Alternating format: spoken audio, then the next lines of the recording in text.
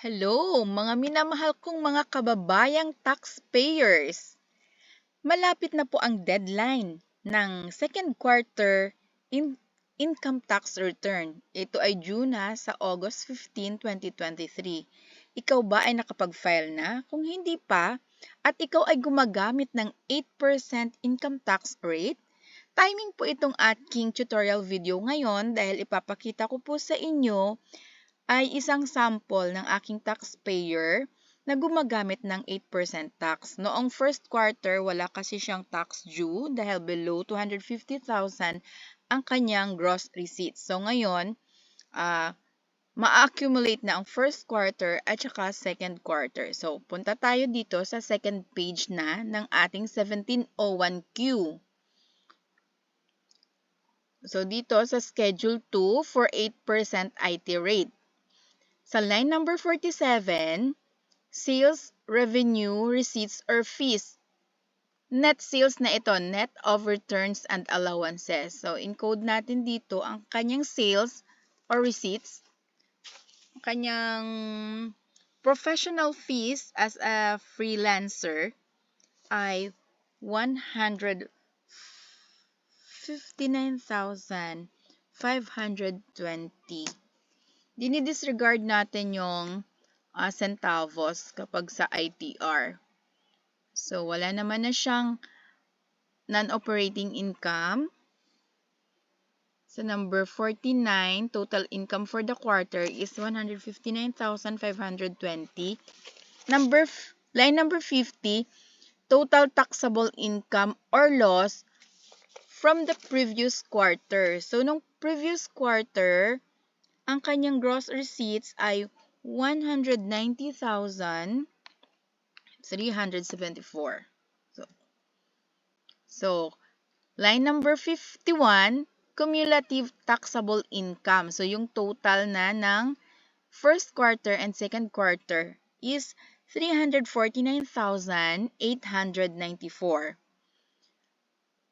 Sa line number 52, dito natin ilalagay yung allowable deduction from gross sales or receipts for self-employed individuals and or professionals in the amount of 250,000. So, maximum na yung deduction dyan natin na 250,000. Okay? So, meron na siyang taxable income to date na 99,894. Ang kanyang tax due ay 7,992. So, yon. Bilang isang freelancer, ang kanyang mga clients ay nagbabawas or nagwi-withheld na ng withholding tax. So, ito ay creditable. Pwede niyang i-claim as tax credits. Dahil yung kanyang client, nung binawas yun sa kanyang fees, ay nire-remit naman na yun ng client sa BIR. So, meron na siyang advance payment sa BIR. So, dito tayo sa Schedule 3, tax credits or payments. Prior years excess credits, wala po. Sa line number 56, tax payments for the previous quarters, wala tayong bayad dahil exempted siya doon sa 190,374 niyang receipts noong first quarter, suppose. Dito sa line number 58, creditable tax withheld per BIR form number 2307 for this quarter. Okay. Noong previous quarter, hindi tayo nag-claim. Hindi tayo nag-claim ng creditable withheld taxes noong first quarter. So, dito na tayo. 0 lang yon. Dito tayo sa line number 58, creditable tax withheld per BIR form number 2307 for this quarter is 8,000. Itong 8,000 na ito na 2307 ay supported po yan dapat ng BIR form 2307. Tapos dapat nagawan niya ng alpha list. Ginagawa doon sa AlphaList Data Entry 7.0. At ang file niyan, generate ang .file at ini-email sa esubmission@bir.gov.ph. Tapos, ang BIR naman ay magsisend back sa iyo ng validation na kung valid ba yung file na pinadala mo. So, yan, yung 8,000 na yan ay may attachment yan na Summary Alpha List of Withholding Taxes or mas kilala siya as SOUT. Okay. Nakagawa na ako ng SOUT at na-send ko na siya sa email ng esubmission@bir.gov.ph. Hinihintay ko na lamang ang validation receipt mula sa BIR. So, okay na yan.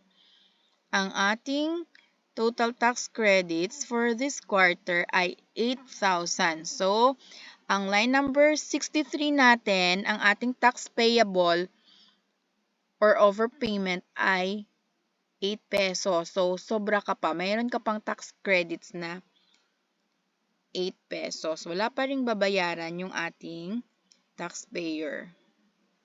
Okay?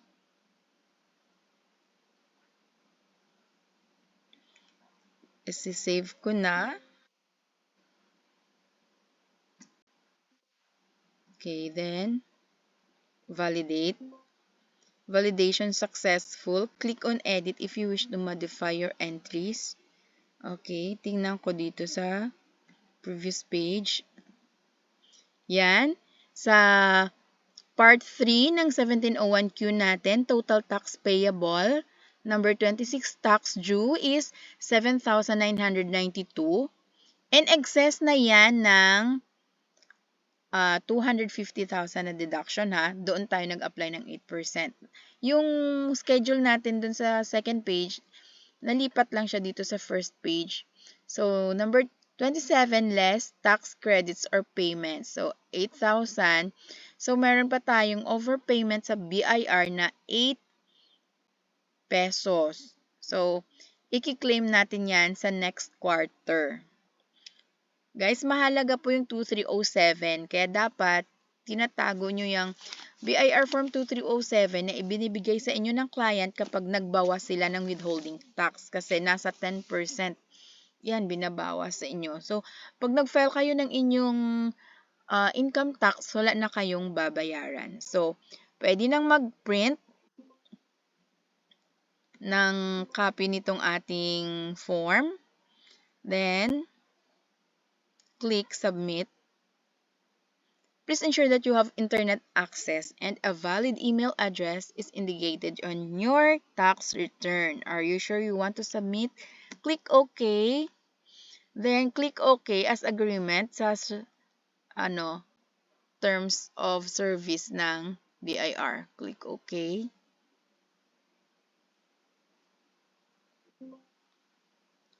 Your return was not submitted online due to any of the following reasons that may interrupt the submission process: no internet connection or slow internet connection or overly restrictive firewall. Okay? Baka mahina lang yung ating internet. Kaya submit natin ulit. Resending your tax return to EBIR forms online. Click OK and please wait. Yan, ganyan ang mga nangyayari kapag mahina ang internet connection natin. Hindi siya kaagad nagsisend.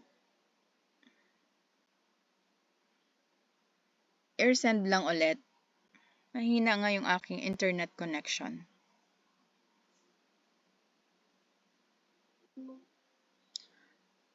BIR Form 1701Q version 2018 submit successful. A notification will be sent to your email felibguillermo@gmail.com. So, hintayin na lang natin at ipiprint at isi-save yon. Okay? Hindi kayo na kailangang pumunta sa BIR para mag-submit ng iyong 1701Q dahil ito ay no payment return, dapat i-file lang sa EBIR form offline package 7.9.4. Okay? Then, dahil gumamit tayo ng 2307, dapat isend din natin yan sa EAFS, yung Electronic Audited Financial Statements. Meron na rin akong tutorial tungkol dyan nung ginawa ko doon sa annual income tax return natin. So, pwede kong hanapin na lang kung kailangan nyo ng tutorial. Okay? Thank you so much sa mga nagpa-follow dito sa aking tutorials. Pwede nyo pong i-share para din makita po ng ibang taxpayers na nangangailangan ng tutorial. Maraming salamat po. Bye!